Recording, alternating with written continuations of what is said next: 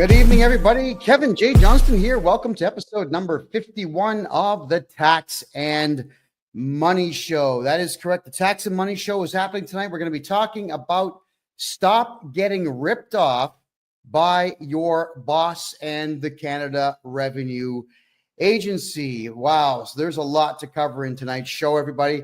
It's been an unbelievable time. I do apologize that we've had a few issues here with the PC not working properly, but I think we solved them all, and we're set to talk for the entire evening on some very serious problems. All right, I'm just going to come right out and say it. We have a serious issue in Canada, not just with the Canada Revenue Agency. We have a serious issue with a severe lack of manliness, a severe lack of masculinity. I'm gonna tell a story. All right, this has been going on for the last little bit now with a client of mine, and this client of mine is guy my age. I'm 53. This client of mine is just about the same age, and he is working for a company that he owns. That is correct. He owns his own business. The guy is a contractor. And as the contractor, he would be looking to purchase items from various locations and sell them to people. So what does that mean? When you're a contractor who installs floors for a living, you're probably going to go to a flooring supply depot. At least anybody who wants to make money would do it that way, because you're certainly not going to just make it up as you go along. You're going to go to the supply depot and you're going to buy what is what's needed. And in some cases, what you will be doing is working closely with the supplier. So let's just say, for argument's sake, I decide to go to Home Depot and buy carpet and then install it in someone's house and mark up the carpet, let's say 20, 30%, and then charge for my labor on that carpet. I'm going to make a couple of bucks. I am not working for Home Depot. If I went to Rona is the other big one in Canada, or Lowe's in the United States, if I went to any of those and bought carpet and installed it, I most certainly I would not be working for either one of those companies either. When you buy something from somebody, you don't work for that company. And if you choose to mark it up, that is entirely on you. You still don't work for the manufacturer of the carpet, and you don't work for the store that you bought it from. That's just how it is. And if, let's say, Home Depot or Aiken Heads or Rona or any of the other guys that are out there were to state that you do work for them, well, they're actually committing fraud, because money is going to be changing hands in some way, shape, or form if someone is lying and saying that you work for them when indeed you don't. What I mean by that is, if, let's just say, everybody watching this show right now, if I were to state that all of you were working for me and I was writing off your earnings as if you were working for me, I've got a tax benefit to that. And I am a liar, and I would be a fraudster, and I should be punished severely by the law if I'm going to be lying to everybody, the government and someone else, stating that you work for me when you really don't. All right, what I mean by that is, if I were to say that any of you watching the show right now worked for me, and I wrote down on my tax return that you worked for me, you're going to get taxed by the CRA, by the Canada Revenue Agency, and I get to write that off. But I'm writing off, it's pretty much a criminal act. And you're going to be paying the price for my insolence in stating that you work for me when you really don't. So whenever you buy something from anybody in Canada, you do not work for that company. You're simply a customer. You could also be known as a contractor. That is fine, but you still don't work for the store.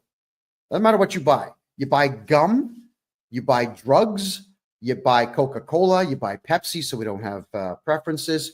You buy yourself a hamburger. You do not work for the retailer. You're a customer. Well, I have a client that came to me, again, my age, who is having some serious tax issues. Now, I've got permission to tell the story minus his name, but in this tax issue that he's having, we went through all of his files and the numbers didn't match up. Sometimes when we're doing taxes for people, we can't figure out why numbers don't line up. So we spend more time on it, a lot more time on it. And it gets a little frustrating sometimes because there are some tax returns that just don't make any sense at all. So we'll go through them and then a second time, and then I'll say to my CPA, well, could you check this out? Because it ain't jiving with me. I send it off to my accountant. She looks at it. She can't figure it out. So we have to assume that something is excessively and extremely wrong with that tax return, which is fine. This is what I sign up for. So when I tell you that you're paying a certain price to get your taxes done, I'm not going to up the price because it's harder work. That's not what I do. And I'm not complaining. This is not a complaint. I'm not saying it sucks to do extra work. I don't shy away from hard work. But when something doesn't make sense, my detective brain kicks in. Many of you know that I used to be an investigative journalist. I used to do private investigations in my 20s. I did process serving court papers. We did skip tracing, looking for people all over the world. It was a lot of fun. And I do have an investigative style brain. I'm always looking for answers where they may or may not exist. Well, we tracked down an issue for this client.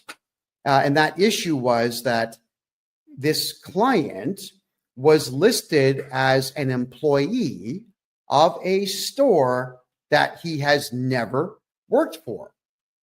And they had put down what are called a T4A. Now in Canada, not the United States, we're talking Canada now, when you are employed by somebody, at the end of the year, they're going to give you a T4 slip, which says, we are X company and John Smith works for us and John Smith made this and we deducted this much tax from John Smith and all the things that go with it. So that T4 slip is your employer snitching on you to the Canada Revenue Agency about how much money you have made. And when they do that, well, when you snitch on yourself, the only thing that the CRA is going to do is find some way to screw you and take your money. That's what they do. That's what these people, they're evil as hell. That's what they do. All right, let's go back to it now. The client in question has, for the last 8 years, gone to a place called Ritchie's, Ritchie. And for those who are watching here, I'm going to show you an image of it. This is the Ritchie's logo. They're out on the East Coast. They're in New Brunswick. And Ritchie's is a flooring supplier. That's what they do. They supply flooring. They have a lot of products in there. They're kind of like a Canadian Tire or who else would they be like? No, that's pretty much it. They would be like a Canadian Tire.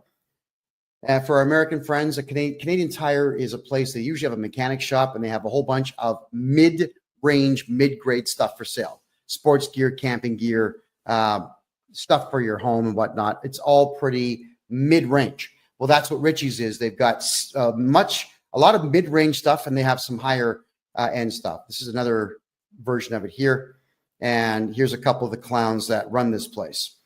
My understanding of this Ritchie's store is with them functioning in first off, they're in St. John, New Brunswick on Rothsay Avenue. They're also in Moncton, New Brunswick on Plaza Avenue, and they're in Dartmouth, Nova Scotia. They got 3 locations. We're talking about the Moncton, New Brunswick store right now.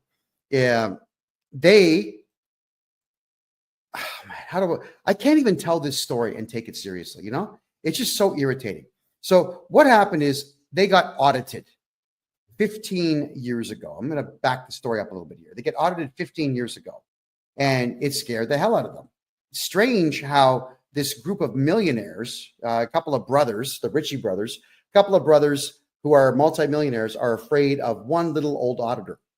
And this auditor goes through their store and, like a bitch, these guys did everything this auditor told them to do. Show me your records, show me your books, show me your cash, show me your client list, show me your supplier list, show me everything. Everything I want to see, show me. And they did.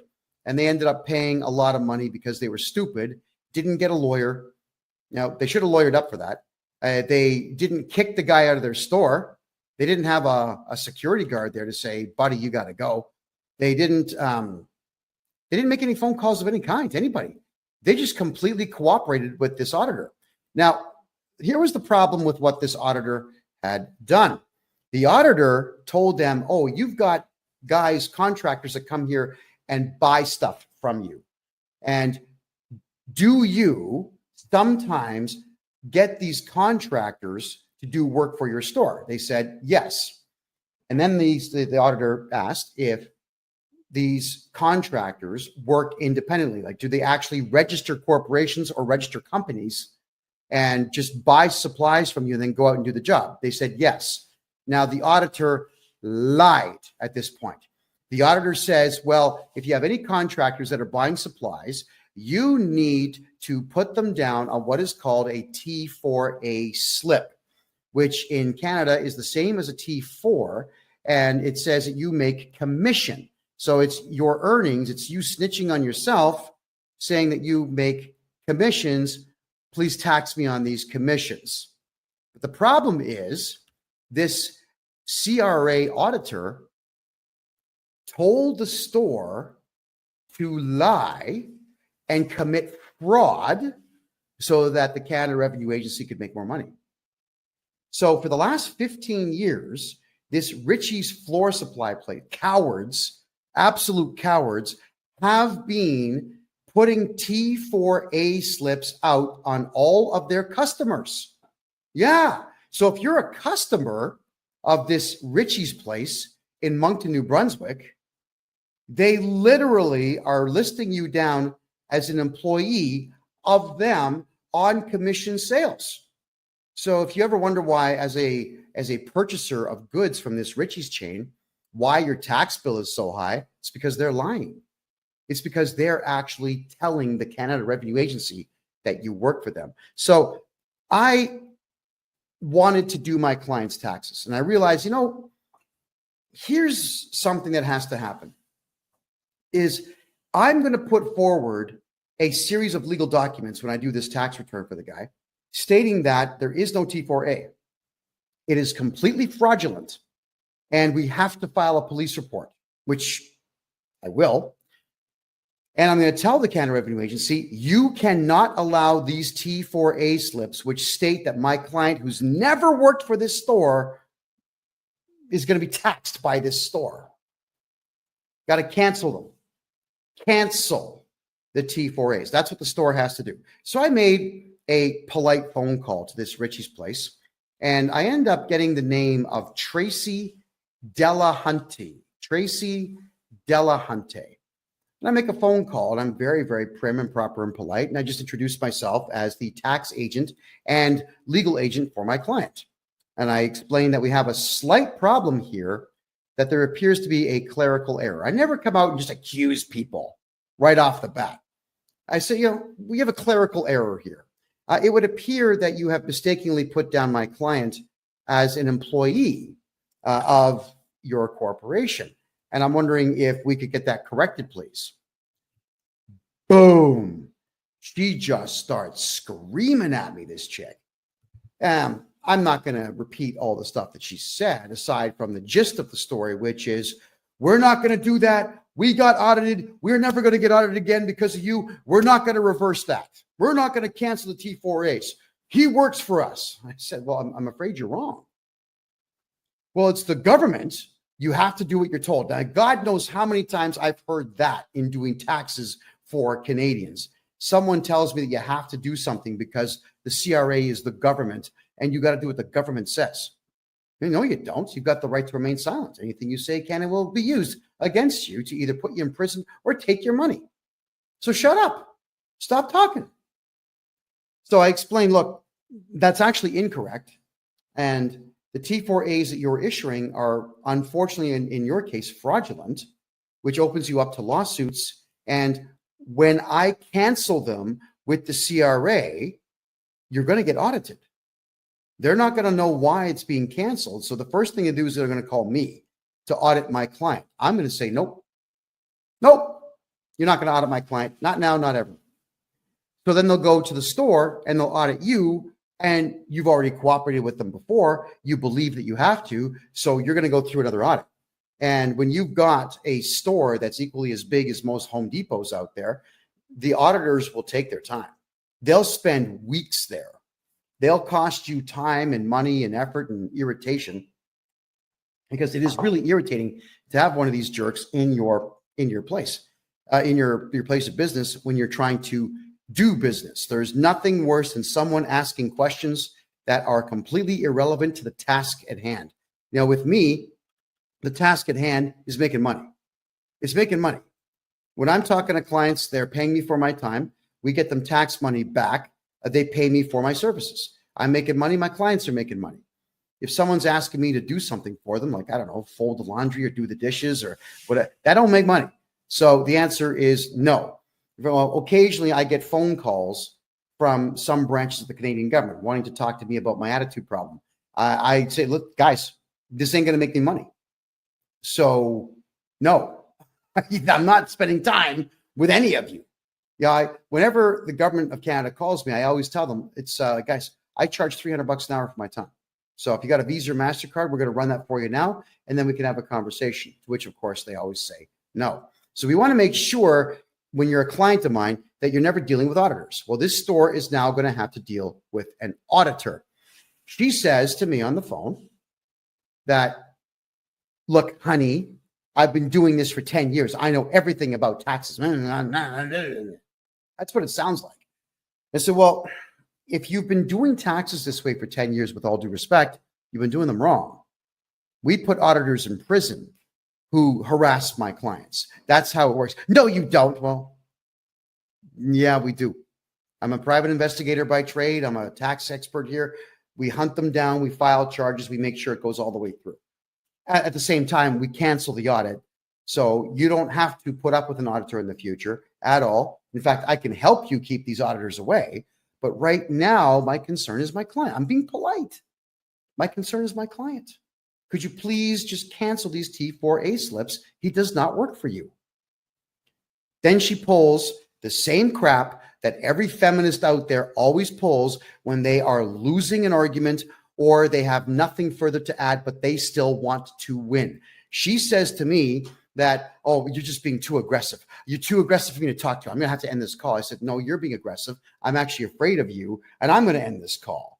So I ended the call first. I always repeat back the words of feminists whenever they throw nonsense at me, which is exactly what she did. So you would figure at this particular point, I'm going to bypass the accountant for this company, and I'm going to call the multi-millionaire owner of the place, the Ritchie brothers. Supposedly they're men. Well, we know differently now. I call. I don't get through. I call again. And this secretary guy sounds like a teenager, poor guy. He's caught in the middle. But I could hear one of the Ritchie brothers in the background saying, no, I don't want to talk to him. You get rid of him. I don't want to talk to him. Dude, for real, it's your store. It's your company. Take the phone call. So I have to explain myself to this kid. I'm very polite. I said, please have the owners call me. The owner does not call me. The owner calls, ready for this, my client, to raise his voice to my client, to state that apparently I threatened this woman. Now, I've got it all recorded. I record every call I make, especially when I know I'm calling a potential feminist. All right, I protect myself huge with these things. And said that I threatened her and so on, and that I'm never to call their place again and so on. My client even said, look, don't call me. Kevin's my representative. Call him. But please, if you could, cancel the T4s. They won't do it. They won't do it. So I call back. And as I'm calling back, I'm getting the same runaround. So these millionaire supposed men, and let me put them on the screen for everybody to see. There we go again. These supposed men won't take a phone call from a guy on a phone. Now, it's not like I can shoot them through the phone. It's not like I'm going to stick my hand through the phone and wring their necks. It's just not how it works. All you got to do is just take a phone call and say, hey, hi, what's the beef? How can I help you? How can we help not cause any trouble for ourselves? let's figure this out. That's what men do. But we don't have men in Canada anymore. So instead, they get their lawyer to send me an email. Thinking, all right, so fine. The lawyer sends me an email and there's nothing in the email. Thinking, okay, I've got to say something here. So I write the following letter. Now, none of this is meant to be offensive to anybody. This is education. When all of you are getting screwed over by your employers doing foolish things like this, I'm showing you the process that I go through. So here's the letter, everybody. Urgent legal notice, action required to prevent a CRA audit to Adam Ritchie and Trevor Ritchie, the two millionaire supposed men running this company. Dear Adam and Trevor, my name is KevinJJohnston. I act as the legal agent and tax strategist for none of your business. I have been retained to oversee and resolve matters relating to my client's taxation and legal affairs. Upon reviewing my client's personal portfolio and taxation history, we are prepared to complete his tax filings within 2 days of resolving the current obstruction posed by T4 slips erroneously issued by your corporation. Polite, right? On January 27, 2025, I contacted Tracy Delhunty to request clarification on the existence of these T4A slips, which are obstructing my client's ability to file his personal taxes. During this conversation, Tracy volunteered unnecessary and inappropriate details regarding the inner workings of your corporation, which she did. Why is she telling me what's going on there? It's weird. Including past audits and fears of future audits, which she stated influenced her decision-making. She also incorrectly asserted that T4A cancellations were not permissible, demonstrating a fundamental misunderstanding of both bookkeeping and Canadian tax law. True story. Tracy further stated verbatim that it's the government and you have to do what they say. Now, if you've got someone like that working for you, fire them. They're useless. Suggesting a gross misrepresentation of the role and authority of the Canada Revenue Agency. For clarity, I will outline the relevant legal facts regarding the CRA. 1, the CRA is not a police force and has no criminal investigative authority. The CRA, 2, the CRA operates as a collection agency at arm's length from the federal government. 3, all decisions by the CRA are appealable in federal tax court, which has no authority to issue monetary penalties. 4, the CRA cannot access bank accounts, medical records, or private information without written consent. 5, CRA audits can be refused and auditors have no authority once you issue a no trespassing notice to them. Individuals and corporations have the legal right to remain silent, and auditors who violate your no trespass notice can be charged criminally and sued for tort harassment. Does anybody see anything wrong with this letter so far? To continue it, by issuing T4A slips to my client, your corporation has falsely classified him as an employee when he is in fact a sole proprietor operating under his own federal and provincial tax numbers. There is no employment agreement, record of employment, or contractual relationship between my client and your corporation that would support the issuance of a T4A tax slip. This action constitutes a fraudulent misrepresentation of my client's status and creates legal and financial complications for him. To resolve this matter amicably, I propose. All right. This letter has gone to Ritchie's Flooring in Moncton, New Brunswick, for those who are curious about that. So the immediate cancellation of the T4A slips, your corporation must cancel the T4 slips issued to my client and provide a letter on company letterhead acknowledging that the issuance was a clerical error. No big deal. This letter will be submitted alongside my client's tax return to the CRA to rectify the situation. This corrective action is legal, straightforward, and cost-free. It's free. It doesn't cost anything to fix a tax clerical error in Canada. All right? Nothing. Alternative resolution.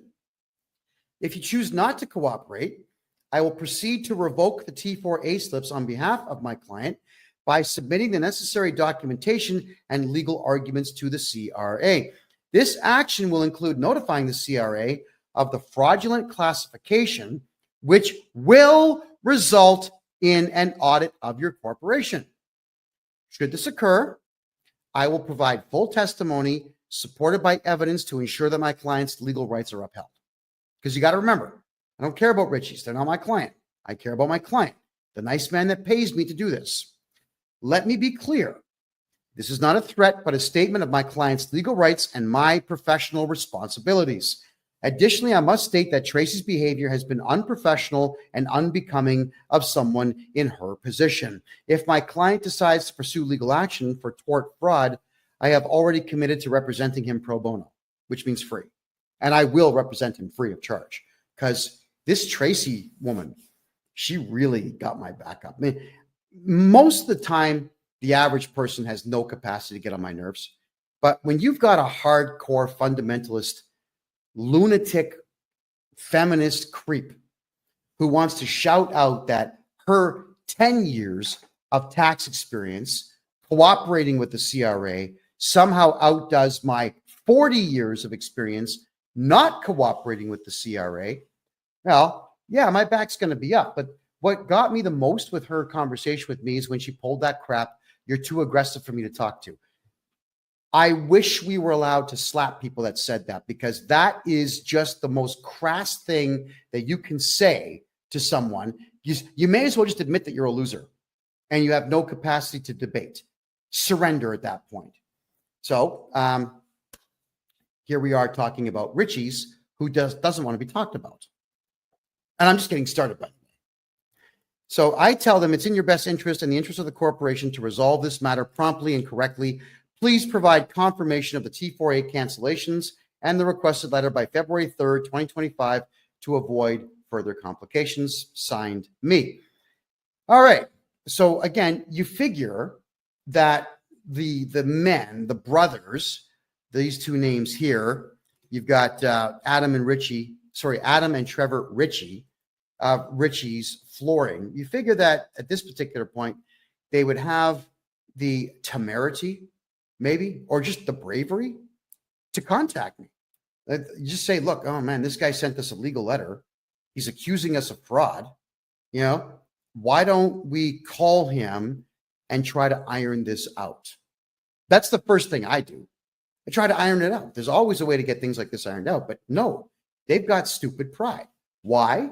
Because these two millionaire brothers apparently are beta cucks and allowed this feminist bookkeeper that they have get them in trouble.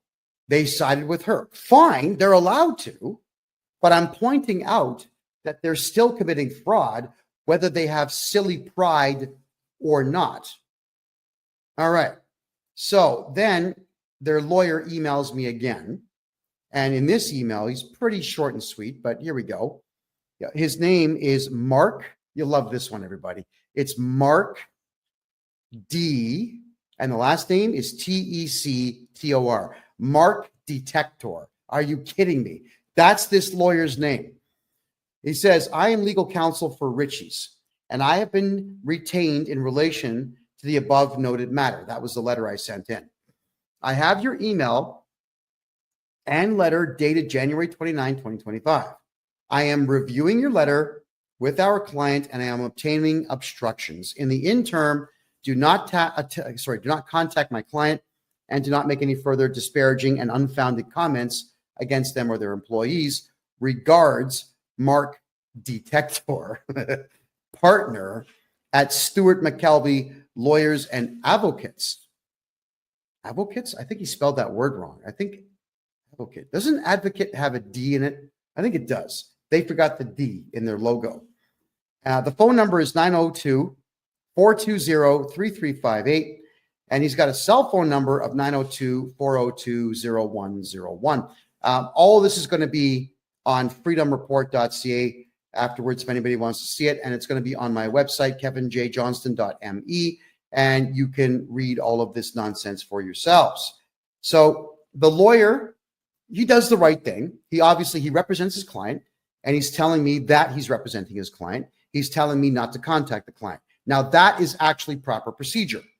When you hire a lawyer or a representative or an agent, the agent is the one who speaks on your behalf. No big deal. That's okay. But to tell me not to make disparaging comments. Are you kidding me? If there's a beta cuck coward fraudster out there, you're all going to know about it. I'm not going to lighten my language and say, yes, we have a couple of males out there who may have made an inadvertent mistake, and they may have pride from old world, and that's impeding their capacity to make the correct decision, and we should forgive them. No, absolutely not. They are beta cuck coward fraudsters who have allowed a fraudster to run their accounting department, and they are defrauding dozens upon dozens upon dozens of hardworking contractors who are just customers. All right. So my reply, dear Mark, I wasn't going to put Mark Detector on this letter. Thank you for your letter acknowledging my legal demand. To clarify, I have no interest in engaging in discussions with your clients. My sole request has been explicitly outlined in my previous correspondence, and I expect it to be addressed accordingly. Right? There you go.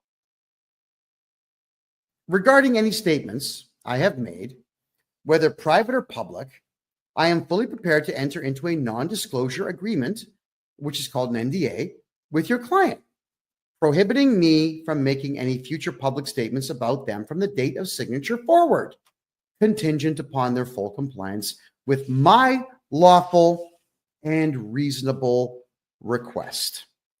I trust this matter will be handled expediently. My name. Okay, nothing to argue with there. So what I'm saying here is that you have a couple of beta cuck fraudsters running this store, interfering with the tax return capacity of me, and literally lying to the Canada Revenue Agency about people who work for you that don't. And I'm going to tell the world about it. But had the lawyer read this letter and told his clients, hey, you know what? This big mouth, this big mouth from Canada that never shuts his big mouth, who's on the front page of every newspaper in Canada, will shut his big mouth, everybody, if you just cancel the T4As.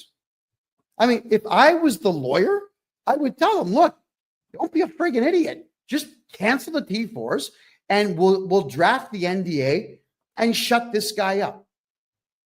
That's fair, right? Well, not in Canada. You see, Canadians are not as smart as Americans when it comes to this whole NDA thing. Canadians have stupid pride. They get their backs up over nothing. And they always say, no, I'm not going to do anything he wants. Okay, fine. So I'm going to tell the whole world how much your company and you suck. That's my right. And I'm also doing it as a warning to all of you out there to pay attention to what your employers and your suppliers are doing, because it can really affect you negatively. So he comes back with this really short letter. Mark Detector tells me, we have now had an opportunity to review this matter with our client. The claims in your letter are without merit. Well, which claims? The claim that your client sucks, or the fact that the Canada Revenue Agency has no power whatsoever to force somebody to break the law? I mean, which one is wrong according to you and your client? So telling me that something is baseless, that it bothers me, not because I'm getting my back up. Lawyers are losers. Almost all of them are losers in Canada. They're not smart enough to get my back up. But the point is, this lawyer should have made a proper presentation to his client and explained it. He didn't. He comes back with this really short, terse, ridiculous nonsense. And now my client still doesn't have an answer. Again, it's my client. I care about my client. I do not care about this Richie's flooring supply shop run by beta cucks. So I had to send him a letter. I send him another one. Now, it's a bit of a lengthier letter, but it was necessary to send this because I must do everything I can for my client before we involve auditors of the CRA to penalize his supplier. Good morning. To the lawyer, Mark Detector. Good morning. I'm not entirely sure if you're actually doing your job or just taking money from your client. However, since everything I say has merit and your client is openly refusing to undo the fraudulent reporting that they have done, I will go ahead and trigger an audit against Richie's with the CRA, which is what I'm going to do. It is exactly what I'm going to do. Now, you've never heard me say that I'm going to cooperate with the CRA in any way. I'm going to cooperate with the CRA on this one.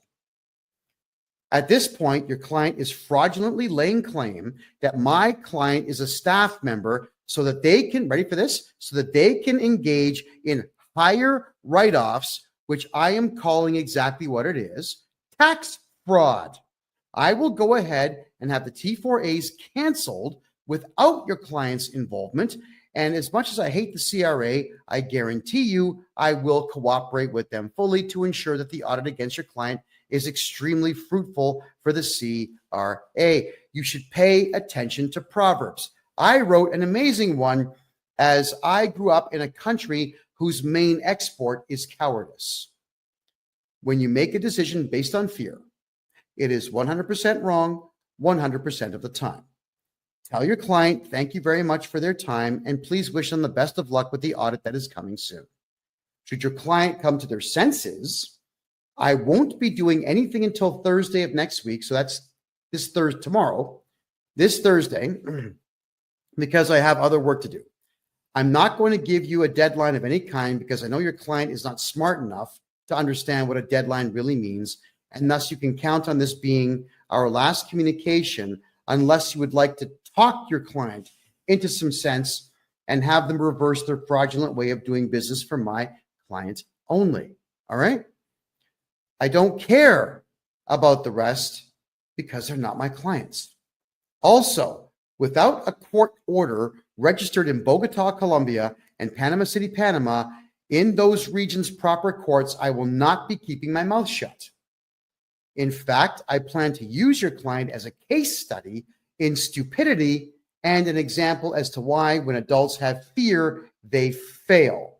Letting you know in advance, I will ignore every Canadian court order that you get. Sincerely, me. Now, lawyers don't like it when you speak like this to them. So what does the lawyer do? He sends me a stupid letter. Here it is. Oh, not this one. It's this one. Please, mark detector again. Please see my earlier emails. Your allegations are without merit. My client reserves its rights in relation to any actions or defamatory statements you may make. First off, that's grammatically incorrect. My client reserves their rights. There you go. Not its, their. Okay, so I don't make defamatory statements. I use funny language to tell the truth. I can come right out and say, Richie's does not do business properly. That's not funny. But the millionaires who run Richie's Flooring Supply in Moncton, New Brunswick in Canada are a couple of beta cuck fraudsters who are absolutely gutless and will not take accountability for their illegal activity, and nor will they even pick up the phone when a gorgeous hunk of man looking like this makes a phone call to them to simply have them spend 5 minutes fixing a problem. My God, these guys at Richie's, this is their store one more time, right? I'm trying to understand how these guys got rich. And then I did some reading into the company, and they didn't do it. The brothers didn't do it. Their father did it. So these rich losers just got daddy's money when he died, and they're going to run this place into the ground because all they're doing is committing fraud. And they have a lawyer who's not doing his job. You know, your lawyer should really give you hell. When you're doing something stupid, it is your lawyer's job to say, look, yeah, I'm representing you, and you're this close to violating the law, so don't do it. Right? He's got to give you hell. Do you know, in Canada, whenever I would say something publicly, I would go to my lawyer and I would ask him, like, look at the script that I want to discuss tonight. Is there any chance that the Canadian government will hit me with a hate speech charge if I say any of this? And if he says there's even a 1% chance, I don't do it. I've got a lawyer on retainer so I can ask these questions and make sure that everything is going to be copacetic. Yeah. And when my lawyer says don't do something, yeah, all right, okay, I'm not going to do it. because I pay him to watch my back in the legal arena. That is his job. He does his job well so that I can do my job well, right? So let's continue here. With me getting such a short reply from this guy, there's the reply again. I thought, you know what? Obviously, these negotiations have completely broken down. They are not going to comply. So I'm going to go ahead and report fraud to the local authorities, and I'm going to report fraud to the Canada Revenue Agency, an institution I hate, an institution I never cooperate with at all. But because these people got my back up just a little bit, congratulations to them, I'm going to make sure that it happens. And if I need to be on the phone with the auditor, explaining everything to the auditor about these people, I am going to do so. It'll be the only time the CRA ever gets my cooperation. So I wrote a letter. Now, this one is less professional than most of the stuff I write. By my own admission, it's actually quite snarky. It was designed to be irritating because this lawyer is essentially saying, we're going to sue you for defamation if you tell the truth about our client, which I don't care about at all. There we go. So I say, dear lawyer, and I put the words without prejudice at the top of this letter, because in Canada, when you have the words without prejudice on a letter, it cannot be used as evidence in court because it's part of your negotiation to try to get to a settlement before court. That's what without prejudice means, everybody. All right, so I'm hoping that that legal term there makes sense. And by the way, nothing that I'm saying is legal advice. I am not a licensed lawyer. I'm just really good at legal documentation, and I'm really good in the courts because I've studied this stuff for 4 decades now. I hate it, but I know it. Well, actually, I shouldn't say I hate it because I like winning. I do like winning. I just hate the entire court system. But here we go. Dear lawyer, my allegations are fact. Let your client know that I will be helping others that they are double dipping on fight them in court if they choose to go the route of litigation. I will file a defense on any litigation your client files. I will not settle out of court. Should I lose, I will appeal. This will be as public as I can make it, and it will be very expensive for them. As I have studied law for 40 years, I have no legal fees. I'll be representing myself. Not true for your client. Side note, pride goeth before our fall. This woman that Richie Boys hired is really going to destroy them. Let them know that they should not act on her feelings because I won't be letting this one go. I'm going to use this case as an example of how not to behave in the accounting world and how to avoid eventually meeting me. That dumb working for them is dangerous as she is really stupid but believes herself to be a genius. She should be flipping burgers, not stealing from the CRA. I am not an unreasonable man. So this stupid shit ends upon cancellation of the illegally claimed T4As and possibly T5 forms for my client and my client only. When this is done, simply email me with Richie canceled in the subject line, and I will never need to communicate with you again. I will fix my client's taxes and move on. Let the Richie boys know that this can be solved with less than 30 minutes of effort, and that it will please me greatly to have this done right away. They really don't want me cooperating with the auditors of the CRA, which I will gladly do just to irritate that dumb ant they have working there. And that comes from the heart. Oh yeah, they will most likely audit them all personally when I request them to, which I will. Do what you will, Kevin J. Johnston. So these Richie's people, really, they need to grow some balls. They need to grow some sense. They need to gain a little bit of business acumen. And if you ever want to keep yourself out of lawsuits, Canada, you got to think like an American. I know all of you are saying, I hate America. Why? Why? Americans know how to do business. This type of thing would not come up in an American company. I've dealt with American companies thousands of times. And whenever issues like this pop up saying, listen, we got a problem. You're committing fraud and we're going to report you to the IRS. Like, whoa, wait a second. What's the problem? They will actually try to work with you. In Canada, everyone just gets offended, especially feminists. And this is the stupid stuff they do. So the lawyer did not reply. And I'm a little disappointed in that, but yeah, whatever. We did my client's tax returns as if he did not have a T4A form ever filed for him. And I am declaring in an affidavit, using all the legal knowledge that I have, to tell the Canada Revenue Agency that this stupid store, Richie's Flooring, is committing tax fraud. Now, here's the fraud, all right? Let's go back to the beginning of this story, where they got audited 15 years ago, and the auditor told them, if someone is buying supplies from you and they're a contractor, put them on a T4A. So the auditor told this store to break the law, and the store that did not get any legal advice has decided to break the law for 15 straight years by committing tax fraud times God knows how many people buy their supplies. Think about that. If I tell you to shoot somebody in the head and you do it, you go for murder 1, possibly murder 2. I go for solicitation of a crime and possibly accessory and possibly murder 2 as well. Don't think for a second that because someone else tells you to commit a crime that you're going to be absolved of it just by saying, I don't know. He told me to do it. Do you think really that's a defense in court? You're out of your friggin' mind if you think you're going to get away with using that as your defense.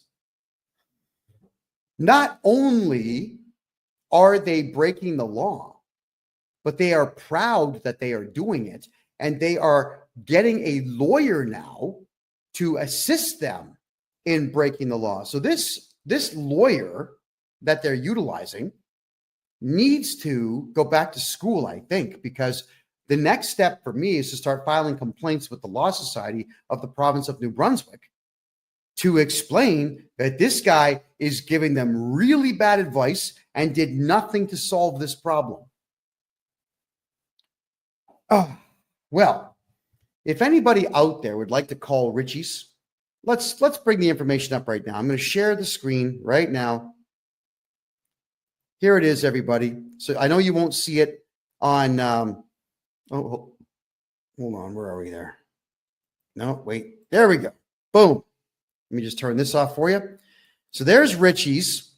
They are in New Brunswick. Let me zoom in a little bit for you here. That's the store right there. Richie's Flooring Warehouse, 19 Plaza Boulevard, Moncton, New Brunswick. Okay, everybody out there who's watching on TikTok. Oh, sorry, guys. Is the audio better now? Is that a bit better for you? So everybody watching on TikTok, could you please put the phone number I'm going to dictate right now to you? 506 857 0400. All right. 506 857 0400. I'd like all of you to ask for Tracy Delahunty and ask her why she insists on committing fraud. Okay? Ask her. Don't be rude. Don't swear. Don't do any of this, but I need all of you to record these calls because stores that do this type of thing to people are evil. It is evil to do this, but we don't have to be evil. We just have to play the game the right way. So I'd like to ask you all, give her a call, Tracy Delahunty. Tracy Delahunty. Give her a call at that phone number and ask her to cancel T4A forms for everybody who is a contractor because it's illegal for them to double dip. Now, what do I mean by double dipping? Let me tell you right now. You see, these contractors in Canada, they're going to write an invoice.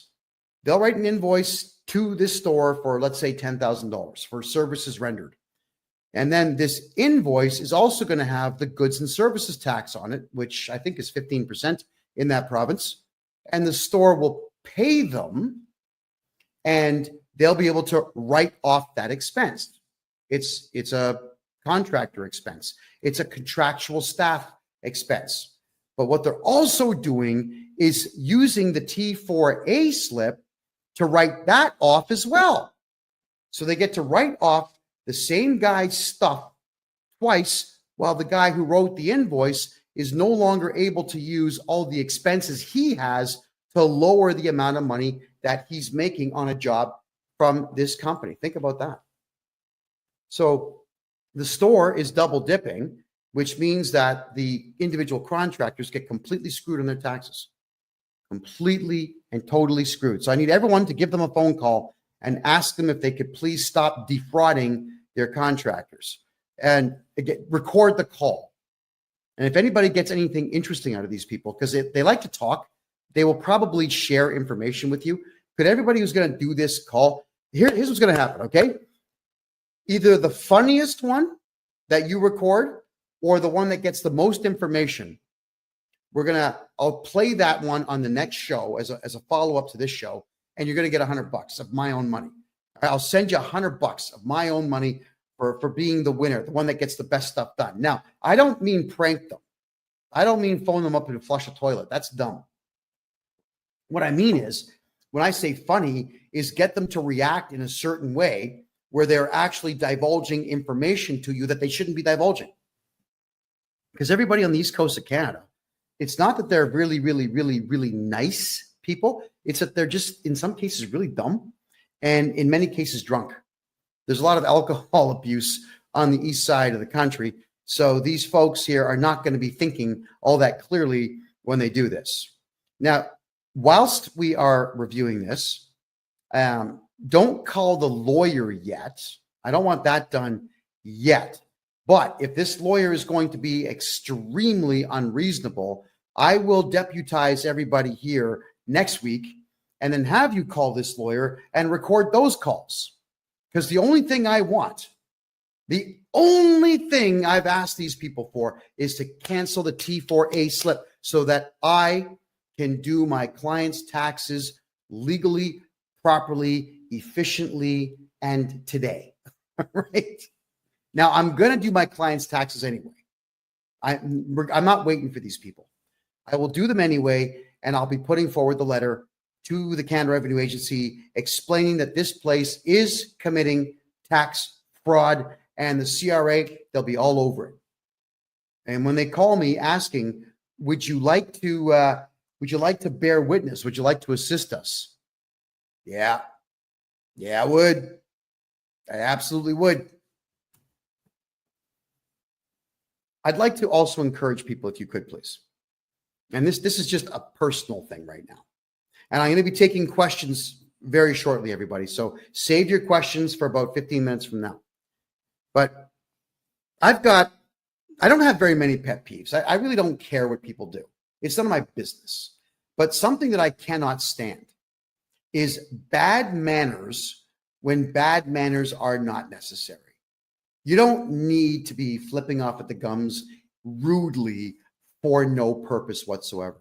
You don't need to be walking around with your head held high saying, I know everything, so I'm going to give you a difficult time because I think I'm a genius. That pretentious belittling of people it's vile. It's extremely vile. And it is something that during my journalism days, I would not say a word about it except for continuing to put the microphone in people's faces during interviewing them. Because the more angry they got and the ruder they got, the funnier it was on YouTube and Rumble and all the other websites out there. It was good content for me to upset someone by just asking questions. But you see, I'm not a journalist anymore. And there's absolutely no reward whatsoever for me tolerating bad manners. And I won't. So if you're rude in my condo or my office or my car, I'm going to turf you. Just get out.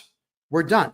If you're going to be rude on the phone or rude in a live video chat, I tolerate it if you're a client because you're paying me to listen to your rudeness, but I'm not going to tolerate it if I'm not being rewarded for it. And this group of excessively rude individuals running this store need to be punished. That's it. You know, Richie's, the whole, oh man, these people. Richie's Flooring Warehouse is what it's called in Moncton, New Brunswick. Again, there's the contact info, 19 Plaza Boulevard in Moncton, New Brunswick. You can call the two brothers there, Trevor and who? Adam and Trevor. Ask for them, or you can ask for Tracy Delahunty, the excessively rude individual that started this entire fight. She started this because she thinks that I would have cared that she's worked as a bookkeeper for 10 years. I've studied tax law for 40 years, and I'm the first one to say I know more than most, but I don't know everything. And anybody who says they know everything is an arrogant jerk, and just dust them, get them out of your life. Now, I'm going to, I know on TikTok and over here on Kick, you're not going to see this, but I'm going to explain it to you while I'm doing it. I'm going to share another screen now. And this here is me showing you just how easy it is for this store to have complied with me in the first place. Like, they're about to cost themselves a lot of money on this. Wow. Okay. This is someone called Lone Wolf. It's a tax community that they discuss a lot of things, tax and money. And I come to this one not necessarily as a resource, but I come in here a lot just to see what updates that they make, because these guys tend to aggregate everything from around the web. So T4 slips in Canada is what we get at the end of the year from our employers. The T4 slip will say how much money we've made. It'll tell the CRA, the Canada Revenue Agency, how much Canada Pension Plan was deducted, how much employment insurance was deducted, federal and provincial taxes, and any and all bonuses that were paid. It snitches everything on you. And the T4A is the same thing, except you don't really have a salary. It's more commissions, or I guess odd jobs that you're doing for the same company, where they want you to pay tax on what you've made. I mean, if you're a client of mine, you pay tax on nothing. I fixed that. But I'm just telling you what these forms are for the sake of education here. So now let's go to this form here, and it says to amend, cancel, or replace a T4 slip in Canada.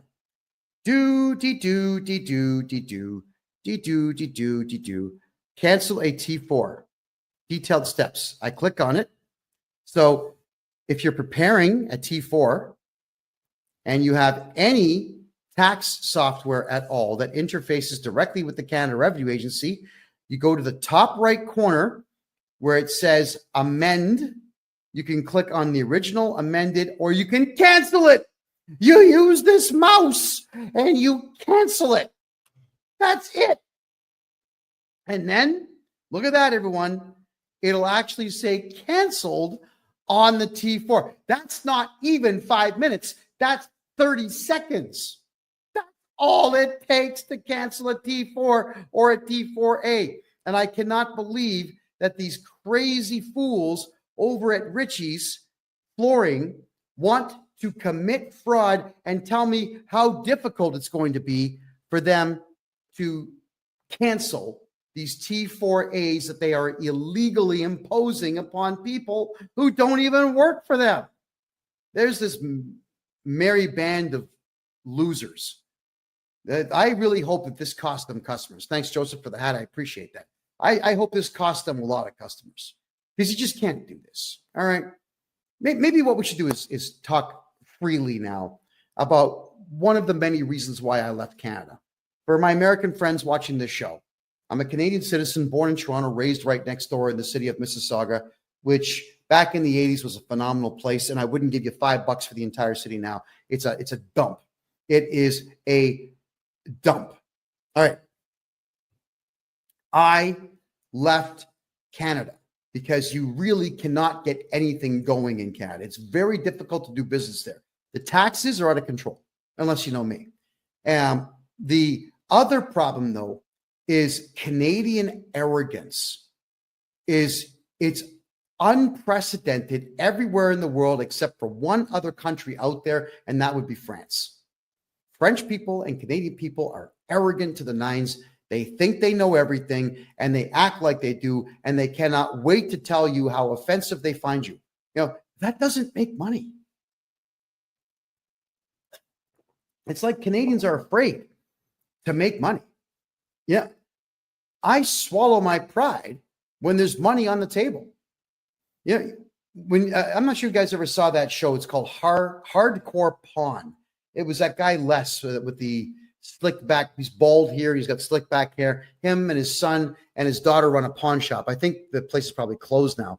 But in Detroit, cameras would follow crazy people going into this pawn shop, and it's just nuts the way people would behave. But this guy, Les, I loved him on the show because he always told the truth. Hey, I see money on the table. You've got my interest. I want to make a deal. And I'm the same way. There's money on the table. I want to make a deal. Oh, what's that? You're asking me to fix a clerical error so that I don't have to spend $30,000 on a lawyer? Sir, have a seat. Let me get you a cup of coffee and let's fix this clerical error. And we get it fixed. And we shake hands. And I walk him out the front door politely. Why do I want to get my back up? If I'm going to get my back up, I'm not going to make money.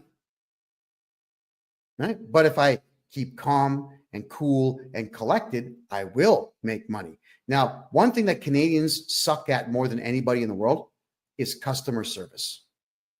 Customer service is absolutely the biggest key thing. I got an incredible speech from Rob Ford. Rob Ford is the former mayor of Toronto, the big guy that he had drug problems. I mean, he admitted to smoking crack because, like, physically his body was very ill. And his maniac brother, Doug Ford, is now the premier of the province of Ontario. But Rob Ford, he gave me a big speech about customer service. And he understood it well. And the way he explained it to me was it was genius. He handed me a business card. He says, I'm the mayor of Toronto. Here's my home phone number. Okay, thank you. People would call him wanting to get something done. So he would go through every message. He had a Rolodex. He showed me all this. He had a Rolodex where he would put everybody's name in and write down the problem. He would call the appropriate people, send the city staff member out to get it fixed. He would call the person back and say, did the pothole get filled? Did your fence post get replaced? Is the electricity back on? This is what this guy would do. That's customer service. And he's a politician teaching the world about how important customer service is. It is important. Return emails, even if you don't have an answer. Make phone calls, even if you don't have an answer. Return faxes, return letters, return whatever it takes. With me, I go through my client list, and even if I don't have the job done, I just call my client and let them know, listen, we had a delay because I'm looking for some information. We put a request in for it. We're not going to have it till Thursday of next week. I'll be picking up your file Friday of next week. Is that okay? Just people want to know that everything's going to be okay. And if you are a good customer service person who actually cares about their customers, you're going to do just fine. Serve that shit out of your clients. Serve the hell out of them, because if you don't serve your customers, someone else will. The Americans get into business to make money. They are there. They're pounding the pavement. They want to make cash. With Americans, it's a complete revolution of goods. Get the goods in the store, get the goods on the shelf, put the sale price on, get them out the door, make the money, replace everything tomorrow. Canadians are, and the boxes are here. I'll do it tomorrow. Some customers in the store right now. But that's the way Canadians are. And when you're like that, you're going to lose. Just like this Richie's place is losing. And I'm going to make sure that they lose a lot, because that feminist stunt that was pulled on me, that really got inside. I don't dig that one bit. You're too aggressive for me to talk to you. Don't ever say that to me. That is the wrongest thing to say when we are in the middle of exchanging information, and all I'm asking for is for you to do one thing that's free, that will alleviate you of stress and me of stress. Just freaking do it. Don't argue with me. Because here I am telling the whole world how horrible this Richie's flooring place really is. And I'm using them as an example for all Canadians out there to understand that you cannot let people like this walk all over you. You can't. So contractors, if you're a contractor in Canada and you do any contract work at all, nobody legally can give you a T4 slip or a T4A slip saying that you work for them when you do not work for them. So if you need to, you sue them. Sue them. It's tort fraud. All right. You can ask for money for that. You can ask for additional money called punitive damages to punish them. And you can even say, Your Honor, I'd like you to charge this person with fraud. Now, you probably won't get that one, but you'll get some money. So you got to pay attention to what's going on out there, everyone. No matter what, because we are in really awful economic times, especially in Canada, because the world is a mess, because most countries in the Western world have got massive amounts of unfettered immigration, bringing in the worst of the worst from around the world who have completely destroyed our culture and our way of life and so on. I get it. Everybody's stressed out. But instead of rising to the occasion, everyone's just fighting with each other. I'm not going to fight anyone. I'm not fighting tax people out there. I'm going to compete with them by offering a better product than they do and by fighting for the rights of my client base. Just like this store should have got their lawyer to say, hey, CRA, you cannot instruct us to break the law, and we are not going to lose any customers for you. So get lost. You can say these things. You've all heard me on the phone many times talking to auditors and various employees of the Canada Revenue Agency, telling them, like, guys, you got no power. We're not going to cooperate. Don't go to my client's place. You're going to get charged. We can say these things. But Canadians don't do that. Everybody in Canada would rather live in fear than just do that one little bit of work to make sure that you're not going to be screwed over. And that is to scrutinize everything and then call the perpetrator out who's harming you. Got to do it. No one's going to do it for you. Nobody. Okay, so let's have a quick peek here at some of your questions now, everyone, because I know there's some questions here. Canada has such potential but bad leadership. That's absolutely correct. But Canada also has a bad attitude. Canadians have had it too good for too long. That's one of the biggest problems here. Country was too prosperous, way too prosperous for its own good. From 1948 to 1994, money on every street corner, money everywhere. When the rest of the world was failing, Canada was succeeding. So Canadians got way too comfortable. Decadence is not good for human beings. It's just not good. So I'm hoping that we never get to a point where we have nothing but leisure time, because human beings become worthless with leisure time. And we've seen now what's going on. Everybody's scrambling and just ripping each other off as opposed to trying to be better. All right. Is there a function for people to use with process to push forth accountability in terms of ministries? Yes, there is. We have to culminate as a team and file lawsuits and court injunctions against our politicians. Could you imagine if 1 million Canadians decided to collectively file individual lawsuits against one politician? Let's say Doug Ford, the Premier of the province of Ontario. If we had, there's 14.5 million people in Ontario, the province itself. What if 1 million, not even 10% of the population, filed a lawsuit against the guy individually? You'd bankrupt him just in the defenses. He'd have to spend over $100 million just filing defenses plus the legal fees. He'd be bankrupt. You could take his house, take his car, take his money. Yeah, we can do these things. There's a way to go to any courthouse anywhere in Canada and file criminal charges against these people. It's called laying up private information. Why do we not do these things as a society? No one's going to do it for you. So stand up, get off the couch, go get it done. Go do these things. Absolutely, we can. All right, I'm going to have a quick peek here at some of your questions. Okay. Am I live? Yes, I'm live. It is currently 10:15 p.m. Eastern time on the 18th of February. Thank you so much for asking. I see some questions here now in the Rumble room. Boris N65, you just ordered a 60-minute call. Excellent, Boris. You should be able to log into Calendly and pick your date and your time. So we'll be talking soon, I'm sure. We got there. Real MGTOW. Kevin, have you guys been able to clear up your tax backup? Yeah.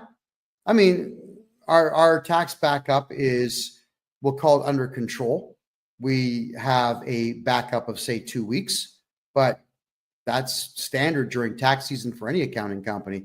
We developed a brand new software package that's going to blow your mind, everybody. Imagine this. Well, actually, let's just work with the real numbers. No, so I'm going to do this for everybody right now. Let's do this right now. I'm going to bring up the income tax calculator. This is a website called Wealth Simple. I'm not even sure what they do, but it's a handy little toy to play with. All right. I know that you're not going to see it on TikTok or on Kick, but I will state what it is that I'm doing here. So let's turn this off. If you have a look here in the province of Ontario, if you make $100,000 a year, the federal tax is $14,000. The provincial tax is $6,986. Canada Pension Plan and EI, which is employment insurance, ends up being $5,105. So on 100K, you're losing $26,136. Now, what bothers me about this is when a corporation is filing taxes, what they've got to do is they have to take the CPP, the Canada Pension Plan, and the employment insurance, and they have to match that. That's right. So for every employee that you have making 100K, you have to match the Canada Pension Plan 100%, and you have to match the employment insurance by 140%. Wow. So the rough number, if you look at it right now, the rough number is going to be about $5,800 per person per year that you have to spend for nothing.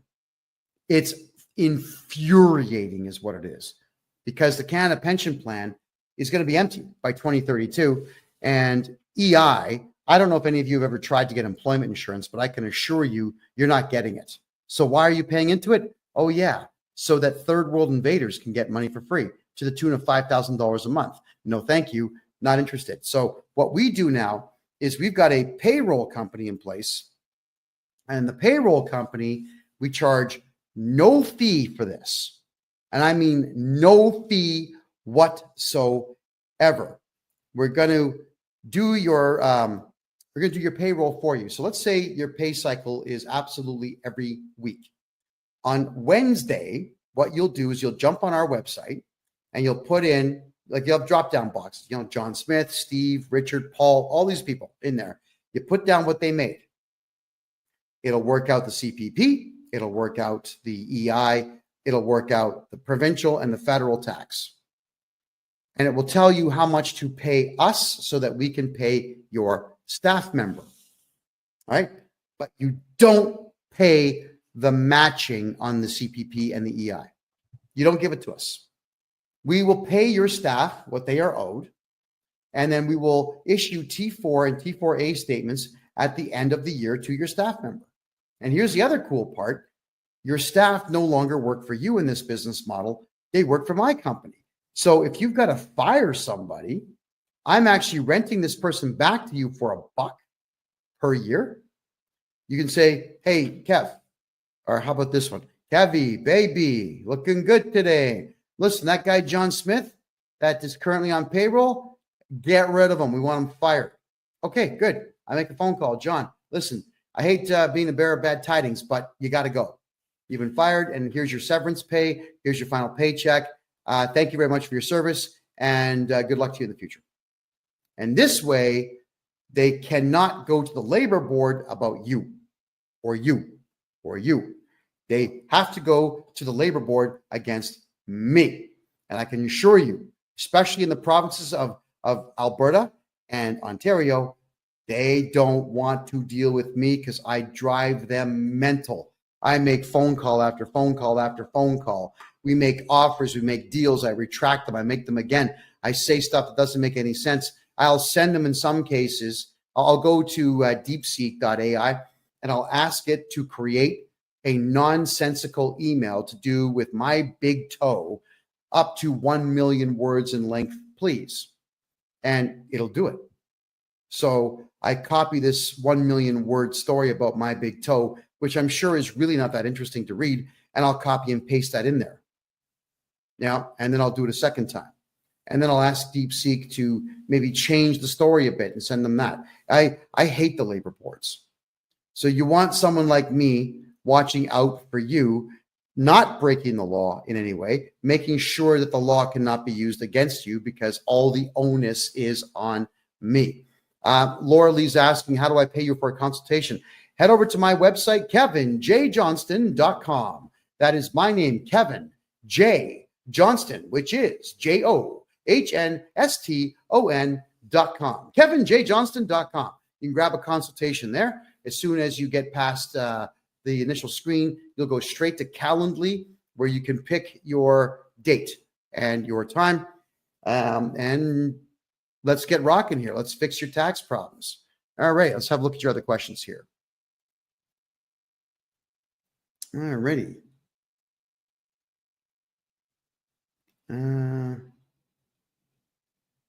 All right, guys, I don't really want to get into politics. All right, so for everyone who's asking me about politics, I'm staying out of it. I did my last political show on the first Tuesday of 2025. I don't care anymore. I had a lot of fun. I did a political podcast for 7 straight years. And we cost a lot of politicians a lot of money. I thoroughly enjoyed my time. But I'm a tax guy now. I'm enjoying taking money away from the Canada Revenue Agency and giving it back to the people. So don't call me Robin Hood because I don't look good in tights. Just call me, I don't know, call me a hate-filled maniac for hire, because I am, when it comes to these CRA people, I am a maniac. I can't stand them. I hate them with all my heart. So I go to town on these idiots, and they don't like it. And they typically back down because they have absolutely nothing that they can do to stop me from doing what I do best, and that's irritating people. And my mother always used to tell me, son, you could irritate Jesus. Now, and when I said thank you with a big smile on my face, that was not the response she thought she was going to get. But that is a compliment, and it is extremely true. What's the best province in Canada for business? Suppose it's like, well, what are you doing? If it's prostitution, it's British Columbia. If it's drugs, it's Quebec. If it's drugs, the second place one would be Ontario. If it's drugs, third place would be British Columbia. If it's drugs, fourth place would be Alberta. But if you're looking for which province has an economy that's growing, the only one is the province of Alberta in Canada. All the other ones are shutting down. Everyone's leaving. Everybody is leaving. Yeah. I do taxes for people in Quebec. And Quebec is unlike every other province in the country that works on admiralty law. Quebec works on civic law. And civic law means that the province can do whatever it wants. And they do. They do whatever they want, which means the province of Quebec has their own provincial taxes, which are ridiculously high in comparison to the rest of the country. And they've got such ridiculous rules about property tax and whatnot that nobody in Quebec is making money. So everyone's leaving. They're all going to Alberta. But if you're in Quebec and you want to do business in Quebec, what I would recommend is you contact me. I'll open up a numbered corporation or 2 or 3 for you in Ontario. You can still do business in Quebec, but just make sure that all your invoicing goes through the Ontario corporation. You don't want the province of Quebec being involved in your business. Filing a provincial tax return in Quebec is really stupid because they will not leave you alone. Not ever. They are ridiculous individuals. Am I still active in opening offshore accounts in Panama to protect people's money? Si, oui, Absolutely.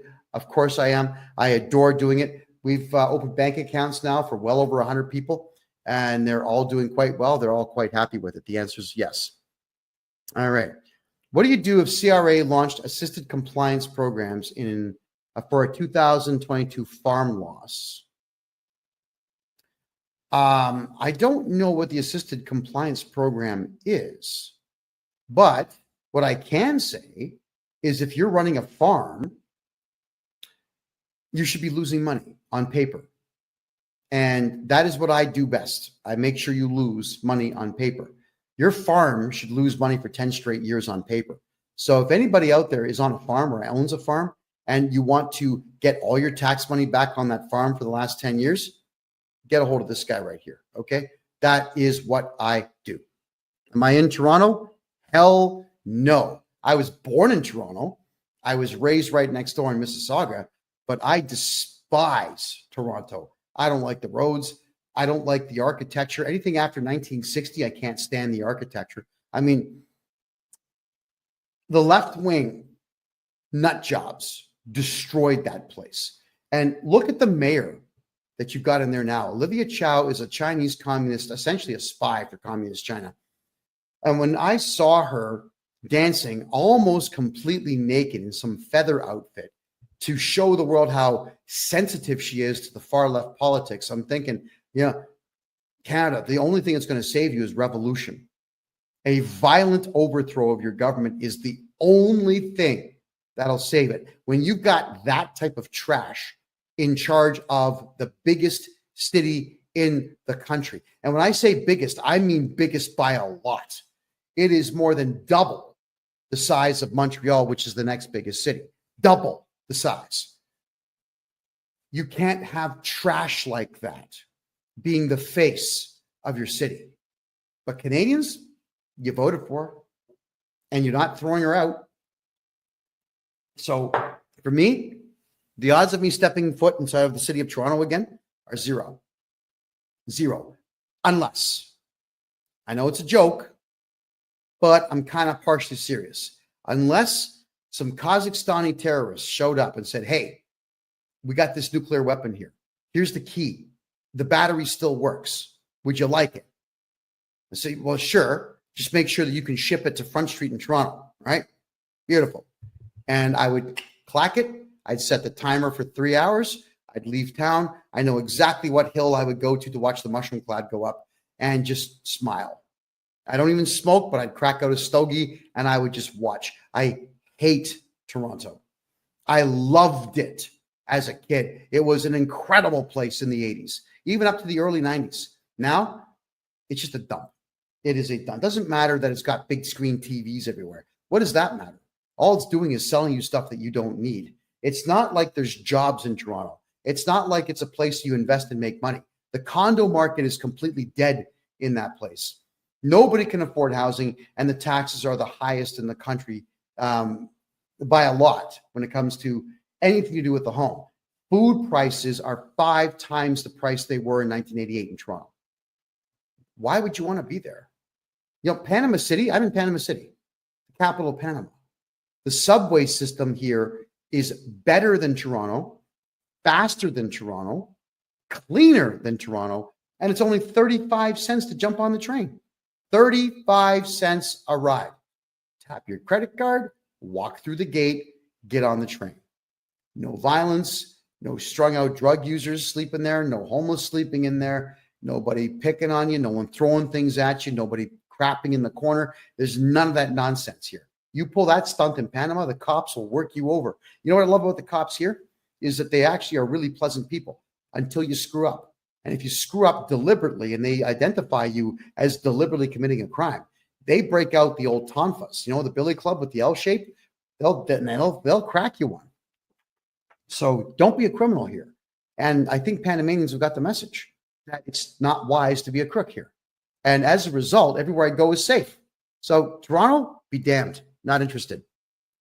All right. That's a good point, sweet guy. You're saying capital gains are 66%. That was actually not passed in the House of Commons. That was not passed in any legislature whatsoever, but the Canada Revenue Agency has chosen to do it anyway. Completely illegal. But if I'm your tax guy, there is no capital gains on anything that you do. I eliminate that capital gains garbage. It's gone. You got to get a hold of me. How do you save fees and taxes on the RRSP? I'm your tax guy. If I'm your tax guy, gone. I'm not going to tell you my secret because I'm the one that invented it, but it's legal. You want your RRSP taxes gone? Call me. What they're talking about there, folks, it's called the Registered Retirement Savings Plan. This was something that every TV network and radio station in the country before the internet was pushing on Canadians. I know because I fell for it too when I was a teenager, where they say, put some money into it every year, you get a tax break. And you can take all that money out when you retire. But what they didn't tell you was they'll tax it 48%. So you're just deferring taxes to your senior citizen years when you actually need the money the most. Yeah. And the other worst part of it is, everybody, is that the government tells you that it's for your own good. And that's the part that bothers me the most, is that they're taking 48% of your retirement savings plan from you and telling you this is for your own good. It's good for you that we're doing this. You're coming close to retirement age. You've worked 60 years to have nothing. And now we're going to take 48% of what you've made, and it's good for you. No, it's not good for you. And I will get you back 100% of all of your RRSP contributions, so long as it used to be just the last year. I can go back 3 years now and get those for you. So get a hold of me if you want that money back. Do I have an office in Toronto? Yes, actually I do. My criminal lawyer and my corporate lawyer are in Toronto. So if you need to drop something off at one of my offices there, let me know. But I don't come to Toronto. God, man, no. Oh, God, I hate that city. No, you won't see me there. You'll see me in places like Seattle, Calgary, Bogota, Panama City, Mexico City, Cancun. You'll see me in not Port-au-Prince. I'm sorry. What's the other one? The capital. Oh, Nassau, the capital of the Bahamas. You'll even see me in Trinidad and Tobago. You'll see me in all these places because there's money in the cities I've just mentioned. But Toronto, nope. Keegan's asking, can I get your calendar link? Yeah, just my name, KevinJJohnston.com. KEVIN, middle initial J, last name Johnston, KevinJJohnston.com. Get a hold of me there, please. And the calendar link is all yours to pick yourself a time. Okay, Sweet Guy says, I'm 65 and I've watched many of the major metropolitan cities just deteriorate to absolute garbage. Correct. So have I. That's why I want nothing to do with Vancouver, Toronto, and Montreal anymore, which is a shame because those were three amazing cities in the 80s, even the 90s. They were fabulous places to be. Now, no, forget it. Can't talk me into it. Is Panama safe for kids? Yeah. It's a very safe place, especially if you're a gringo. The cops here will protect the gringos because the gringos bring money. Now, gringo, which means, North American. Actually, mostly it's either you're white or you're born in the United States or Canada or Europe and you speak perfect English. You're a gringo. So they'll treat you quite well here. I haven't filed since I have a sole proprietorship running since 2022. Carbon collection notice. All right. Sole proprietorships, you should never have those things, but I can fix the taxes and we got to get you into a numbered corporation so that we can avoid that craziness in the future. What if you just pulled the RRSP out and they took the tax off the top? Well, that's what Janelle, that's what they do. It doesn't matter who you hold your RRSP, your lifts, your RIFs, or your GICs with. They always take the taxes and just give it to the CRA, whether you want them to or not. They just do it. When you ask why, because it's the government. You have to do it. That's how they sound. So that's why I'll get you back everything on the RSP, but it will be in the following tax season. So it won't be today. It'll be in the following tax season. But if anybody here pulled out their RRSPs in the last 3 years and you want that money back, you get a hold of me. I'll get it all back for you. Every penny. If I cash in Bitcoin, do I have to pay capital gains on money I got by mining? Okay, Dale, the whole point of crypto is that nobody knows you have it. There is no way for the CRA to know how much money you have in the bank and how much crypto you have, how many gold bars or silver bars or platinum bars or palladium bars that you have, or even how many houses that you own until you shoot your mouth off and tell them. So, Dale, if you've got crypto and you're making money in the mining game or the staking game, shh, say nothing. It's your money. Don't give it to them. However, Dale, you can use a crypto loss as a capital loss and do a huge write-off on that. That's when you can talk about crypto. And if they say, well, where's the money now? I don't know. Some guy named Muhammad stole it, right? So talk to me about that sometime. What would my charges against the bank be called for? Giving all my money to the CRA? Theft, fraud, conspiracy. There's one more. Theft over 5,000 and fraud over 5,000. Those are big ones. So yes, and I'm going to be teaching all of this. I'm going to have a course on this a little bit later this, or in March, I'm sorry, about how to file criminal charges. How does my company work? Quite well. I don't understand the question. Could you please rephrase that? Okay, Keegan, if you're having an issue with the Calendly link, then I'd like you to immediately please go to the contact form on my website, the KevinJJohnston.me website. Just give me the invoice number. I'll take care of it. I'll get you the link right after the show. All right. So thank you, Keegan. I do appreciate that. Why is Trudeau still talking crap? Because he can, and because he knows that no Canadians are going to do anything about it. That's why.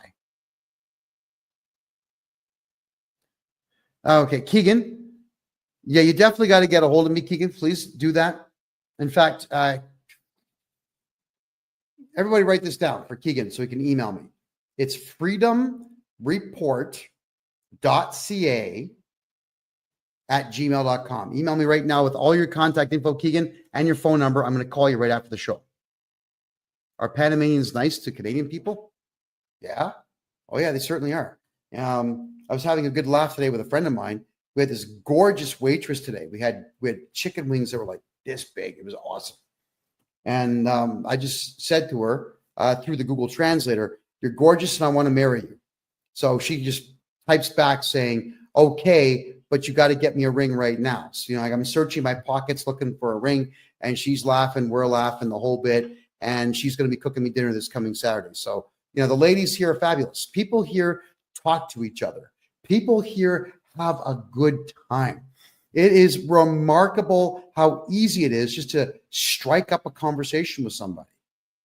Mostly through Translator. I've got these really wicked earbuds now that I stick in. I give them one, and it translates in real time. Yeah, it's like the Babel fish from the Bible. It's amazing. People in Panama are awesome, guys. You'd love it down here. I love it down here. Okay, Clap. If you're talking about the banks breaching fiduciary duties and breach of trust, that's not a crime. That's civil. You can sue them for that. So you certainly can do so. And you should. What should I do? The bank account has been frozen by the CRA for the last 3 months. Mr. Fix-It, I have to redo your taxes for the last 10 years, get your tax balance to zero for you, and they have no choice but to unlock the account. That's the only way. You can appeal and fight in court, but it's ridiculous. Let me just redo your taxes. Get her done. There we go. And KD, you're saying pay your debt? Why? That's rude. Why? Okay, let's cover that for a second here, everybody. You all know that I used to be a journalist. And you all know that I've been to 3 major war zones during my journalism period. You all know that I went to the Myanmarian war zone and I went into Bangladesh. I had to go with armed soldiers. We had to carry machine guns, knives, grenades. I went into a war zone so dangerous that the soldiers told me through a translator that if you see 4 or fewer attackers, throw the grenade at them. 5 or more, hold it to your head and let it go off, because if they catch you, they will cut everything off of you and feed it to you. That's how gross these terror groups were. And the Canadian government is funding all that nonsense. As gross as it is, I'll just tell you the truth here, because I, to this day, cannot get the images out of my head. 2018 is when I was in that war zone. That's 7 years ago.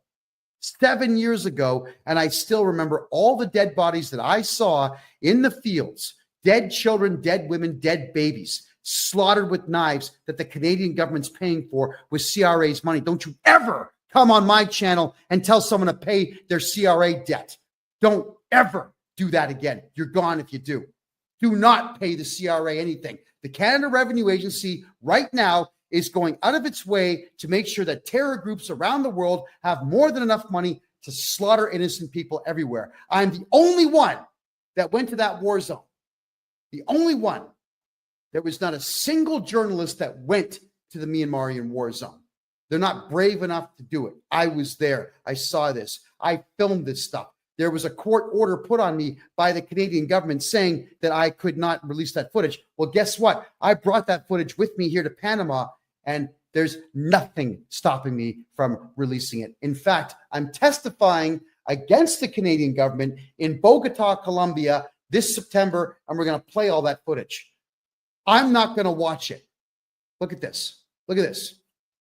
When you see that stuff, it never leaves. And I know that my country of origin is the one paying for death all over Asia and all over Africa and all over the Middle East. Don't ever tell anyone to pay their Canada Revenue Agency debt. I'm telling all of you, do not pay the Canada Revenue Agency. It's not like it's going to Canadians. It's going into the hands of killers and pedophiles and terror groups all over the world. So, you know what? I'm going to block that idiot. Just get the hell out of here. Nobody wants you here. Anyway, getting back to taxes. Do you have any representation office in Alberta that can do my taxes, or how does that work? D. Carly, we do everything remote now.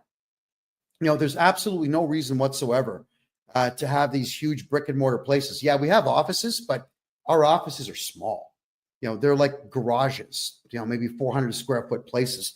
They have enough room for desks, chairs, filing cabinets, and 2 or 3 people to work in them. Everything that we do is on screens. I've got the laptop here. I've got the phone here. I've got a second phone here. I've got a third phone over here. And I've got 2 monitors on a wall in front of me here where I can see everybody at the same time. Like, we're all connected all day long. We don't need it.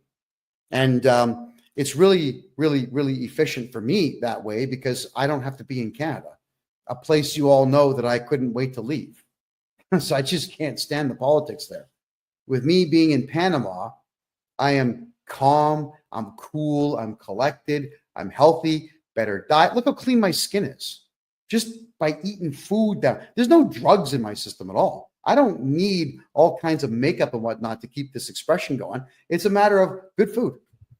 I'm just healthy. My blood pressure is perfect. My blood counts are perfect. Yeah, I'm happy all the time. Why would I want to be there? I'm going to do everything remote. So get a hold of me on the website and we'll take care of all your taxes there. My CPA is in Ontario. My lawyers are in Ontario. Some of my team are in Vancouver and some of my team are in Alberta. We don't need to all be in the same place at the same time. It would be nice, but it's completely unnecessary. What does it cost for you to write a letter to the CRA? There's a couple different price points on that. It's either $350, $500, or $950, depending on the complexity of the case. So get a hold of me if you want that done. All right. Let me just check the Facebook chat rooms here. All right. What do I think of Vancouver? What, the city? That would be an all-day thing. I'm not going to bother answering that one. just let you know that I'm extremely disappointed in its downfall. It's not worth going to at all. Alrighty. Question. As you know, I just finished getting out of a bankruptcy. Does my bankruptcy guy have to file my taxes this year since he finalized it all?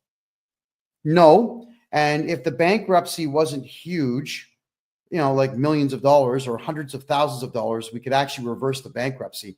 Bankruptcies are not the first choice. They're always the last choice. There's so many ways to win with taxes and debt that bankruptcy should always be the absolute last thing, because it is a nuisance to get through. But anyone can do your taxes afterwards. Hopefully, I'm going to be your tax guy. Okay, here's a good point. I asked Grok on X if I have to, but and it says no, but my bankruptcy guy says they have to. I signed their document that says they would do it. Okay.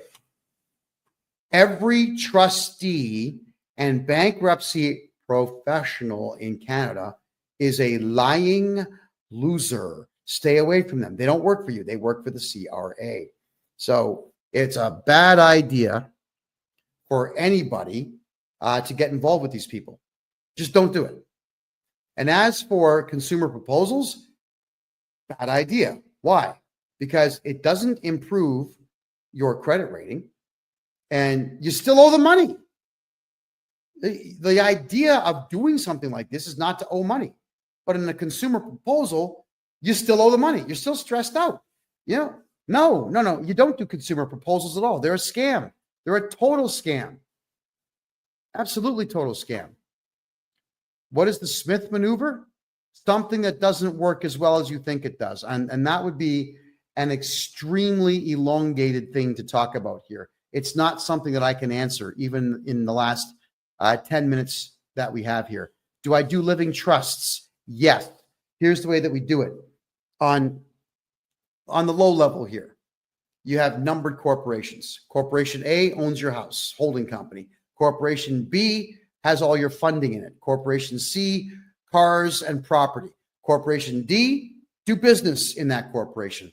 And all those corporations should be held under this one here, which is going to be your umbrella corporation. And then the umbrella corporation is owned by the family trust. So it has to filter down. And when you build a family trust, start with the corporations at the bottom, then move them into the umbrella corp. Then we move everything into the family trust. You can do it the opposite way, but it's a lot more work. There's far too much prep work to get that done. It's better to just do it piece by piece by piece. All right. What should you do besides a consumer proposal? Well, if it's taxes, hire me and I'll get your tax bill to zero. If it's credit cards, we can always negotiate a better price for them. Or if it's credit cards, knowing that you can't do prison time, and if you don't care about the credit card ever being useful again, you can simply just walk away from it if you like. There's nothing stopping you from doing so. Consumer proposals means that your credit cards will no longer work, your lines of credit are no longer accessible, and you still owe the money. It's positively worthless to do one. The trustees get paid by the government when you do a consumer proposal. So stay the hell away from those people. They're crooks. Do you have courses or classes we can take to learn how to set up and run corporations if we wanted to do business that way? Petra, yes. Starting March, the last Wednesday of every March at 8 p.m. Eastern time, all year long, which is going to be 5 p.m. Pacific time and something like 7 p.m. Eastern time, or sorry, Atlantic time. It's going to be right in the middle so everyone can be there for it. It's going to be a membership fee of $25 a month where you can come in and learn this stuff. It's going to be a private closed circuit meeting where everybody's on Zoom. You listen to what I say for an hour, and then we have a discussion, questions. That's how we're going to be doing it. Also, we're looking into the law right now. Right? I've got a meeting at the lottery head office, the Lotteria office here in Panama, to find out if it's legal for me to give away money to Canadians and Americans from Panama. We think it is, and the 3 people I've spoken to at the Lottery Corporation here in Panama say it is, but we got to make sure. Because if it is, everybody who joins up for that $25 per month fee is going to get a chance to win cash. All right, we're going to start giving away cash on this show come September. So we have big plans for what we're doing here. That my good fortune is your good fortune. I'm having a blast doing what I'm doing in the tax realm here for Canadians and for some American folks as well. So we're going to give back by giving away a bit of dough. Here we go. Can I assist you in British Columbia? I can assist you everywhere. It's just that Quebec is excessively difficult in some cases. There are some things in Quebec I can't fix because Quebec is a messed up place. But everywhere else, 100% yes. Am I able to set up a trust for crypto assets and capital gains? Yes, but you still should not be talking about crypto anyway. If you've got it, shh. So long as you shh forever, they don't know you have it. And if they call you and say, well, we're going to audit you, you call me and I get rid of the auditor and I ban them from communicating with you ever again. And if they do communicate with you, we charge them criminally. Just if you have crypto and gold and silver and stocks and bonds and debentures, and if you've got dividends coming in from investments all over the world, just shut up about them. Stop talking about what you have and you're going to be fine. All right. Keep it. It's yours. The CRA didn't earn it. You did. All righty. Next. All right. So Petra, yeah, you'd love Panama. This place is absolutely remarkable. I'm excessively happy here. D. Carly says, my wife received CERB in 2019, didn't do our taxes for 4 years.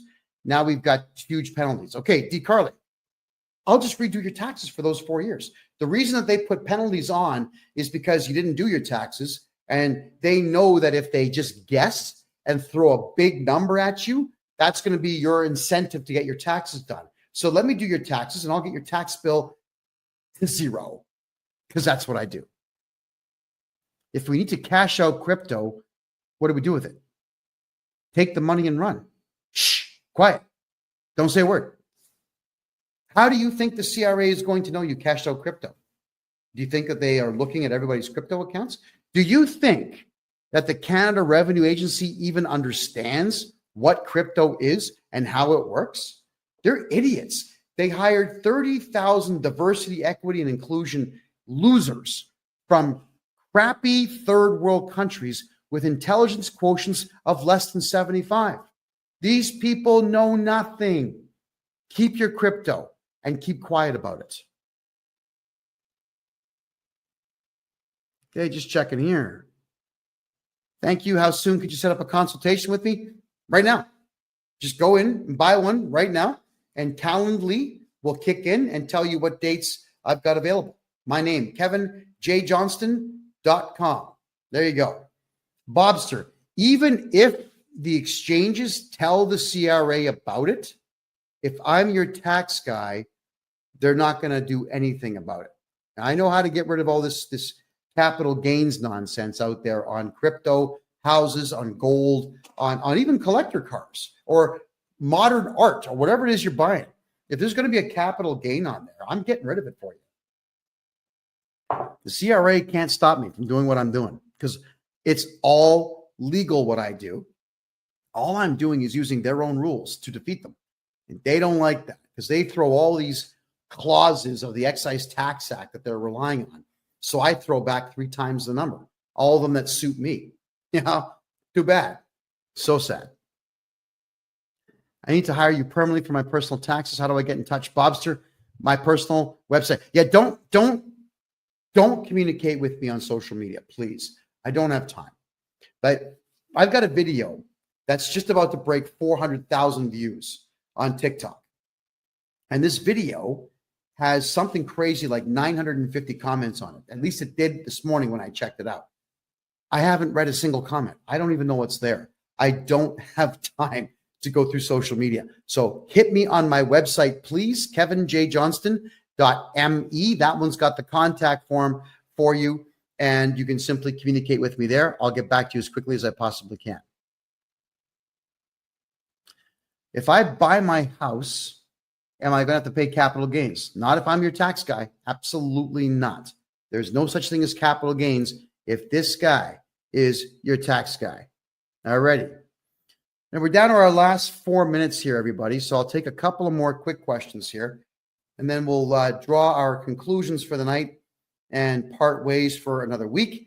As always, this show is going to repeat itself on Thursday night. It will repeat itself live all the way through until the following Tuesday. So on Rumble, you can always watch the repeat of this show. It plays for four straight days after we're done. And for those who miss the old podcast, the old political podcast I used to do on Wednesdays, two of my co-hosts from the old show have decided to create their own show. It's called The Lounge. That's every Wednesday at 8 p.m. Eastern time. They talk for an hour, maybe two, about politics. And one of them, Ed Janusek, is in Argentina right now. And he told me that I would need to deliberately blind myself before I go because the women are so beautiful that you might walk in front of a bus not paying attention. Good for him. He seems very happy in Argentina. There we go. All righty. Thank you, Keegan. I appreciate that. D. Carly says, we've done our taxes and now we're paying a $35,000 bill to the CRA. Can I help? Yes. I'll get rid of it. I'll get rid of that tax debt. It's not even a debt. It's just a number they made up. Right? That's the thing with the CRA. They just make stuff up. Assessments and reassessments. It's a guess. It's a wild guess. They don't know what you owe. They just lie to you. It's all that they do. All right, everyone. We're going to draw our conclusions here. We're down to our last 2.5 minutes. In Canada, everything that you put on a tax return is voluntary. It's completely voluntary. The only mandatory thing that you have to do in Canada, and even that is only a suggestion, is you fill out a tax return. If you don't know your numbers, fine. Put your name and social insurance number at the top, sign the bottom, don't put any numbers on it, and mail it in. And now you have met your legal obligations. The CRA will assess it, but then you contact me and we can appeal it, and then we can do your taxes. All right? We want to make sure that each and every one of you knows your rights. And you've got the right to remain silent, so don't talk to the CRA. Have me become your tax guy and your legal agent so that I talk to them and not you, because they're always fishing for information. That's just how it works. The CRA knows nothing about you until you tell them. Because like I said earlier, they've got a bunch of morons working for them. They are not intelligent people at all. In fact, they all hate each other who work for the CRA because they've taken 100 different cultures and threw them all in the same offices and said, here you go, get along. Well, we know that doesn't work. So let them argue with each other and let us do your taxes for you so that we can get you back everything that they've taken from you. All right, so get a hold of me, folks. Joseph, thank you for the rose. Greatly appreciate that. My name's Kevin J. Johnston, everybody. I am formerly a journalist, and I am now Canada's #1 tax guy. Yes, I am Canada's biggest mouth. This yap never stops moving, and it always is going to tell you the truth as I know it to be about taxes, politics, money, finance, commerce, the whole 9 yards. Yes, I do live in Panama City now because I can't stand communist Canada. And yes, all of you can live a very good life here on an extremely low budget. This country has been very good to me. It's a beautiful place. I'll not be leaving anytime soon on any particular permanent basis. You got to check it out for yourselves. All right, everybody. This is the Tax and Money Show, episode number 51. Every Tuesday, 9 p.m. Eastern Time.